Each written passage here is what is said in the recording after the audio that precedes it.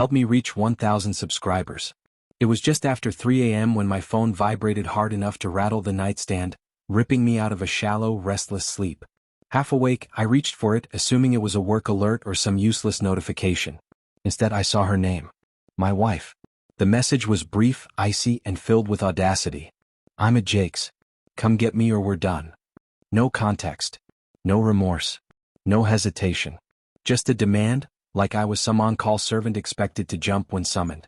I stared at the screen, its glow filling the dark bedroom as everything finally snapped into place. She wasn't just out late. She was with him. The coworker she swore was just a mentor. The man I was told not to worry about. The one she accused me of being paranoid over.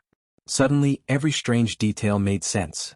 The long evenings, the secretive smiles at her phone, the emotional distance at home. And now this ultimatum delivered in the middle of the night. Instead of rage, a strange calm washed over me. It felt like something inside finally shut off. I typed 2 words, steady and final. We're done. No arguments. No begging. No explanations. I powered my phone off and lay back, staring at the ceiling. For the first time in months, I wasn't the one breaking apart. She was. One bitter thought lingered, though. She truly believed she could threaten me into saving her from another man's house. The betrayal hurt, but the disrespect burned deeper. I turned my phone back on. Not because I softened, but because I had clarity. If the truth was going to destroy things, then everyone deserved it. I opened a message thread with someone else who had unknowingly been dragged into this mess. Jake's wife. She was pregnant. Months earlier, she'd thanked me for helping her choose a birthday gift for one of Jake's co-workers. My wife. At the time, it meant nothing. Now it meant everything. I took a breath and typed, I think you need to see this. I sent her the screenshot of my wife's message. When no reply came, I followed it with the live location my wife had shared. The typing bubble appeared instantly. This is a joke, right? I wish it were, I replied. 10 seconds passed. I'm coming. The calmness in her response was unsettling. I set my phone down and waited, imagining what would happen when she arrived, what she'd see, what would finally come to light. I didn't know the details, but I knew the night had taken a sharp turn. 2 hours later, as dawn crept into the sky, my phone erupted. Missed calls from my wife. From unknown numbers. From Jake. I ignored every single one. I sat on the couch, sipping coffee in silence, letting reality do its work. At 5:14 a.m., a message from an unfamiliar number came through. You ruined my life. She kicked me out. Jake.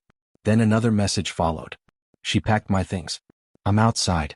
Please help me talk to her. I laughed. The man who slept with my wife now wanted my help. Meanwhile, my wife called again and again. When I finally answered, her voice was unrecognizable, frantic, shaking, desperate. Please talk to me. I need you. She wasn't furious. She wasn't confident. She was unraveling. It's not what you think, she rushed. I just needed to talk to him. It got late. I didn't plan. I stopped her mid-sentence. His wife knows. I'm done. Good luck. She screamed. Beck claimed Jake's wife had thrown them both out and was tossing their belongings into the street. Asked me not to hang up. I hung up anyway. This wasn't punishment for a misunderstanding. This was consequence for a choice. She kept calling. Kept texting. Kept pleading. The woman who once told me I was replaceable couldn't even find a place to sleep. At around 6:20 a.m., pounding shook my front door, wild, desperate, relentless. I knew who it was before I opened it. She stood there barefoot, makeup streaked down her face, hair tangled, clutching a trash bag filled with clothes, the only thing she'd managed to grab. Please, she whispered. Let me in. I have nowhere else to go. She reached for me, shaking, apologizing through sobs. But the woman standing there wasn't the one I married. She was stripped of confidence, manipulation, and control. I didn't move. When she tried to step inside, I blocked the doorway. You chose this, I said quietly. Now live with it. She collapsed onto the porch, clutching the bag, promising therapy, change, anything. Swearing she'd block him, erase everything, become someone new. But this wasn't abandonment. She left me long before that night. I closed the door gently. Not in anger. Not in triumph. Just finality. Her cries faded behind the wood as morning light filled the room.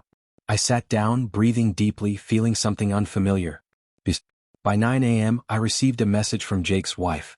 Thank you. I deserve to know. By noon, my ex sent one last text. Please Just tell me where to go. I didn't respond. She tried to destroy me with a 3 a.m. ultimatum. Instead, she destroyed the life she thought she controlled. By sunrise, she had lost everyone. And the only person she had left was herself.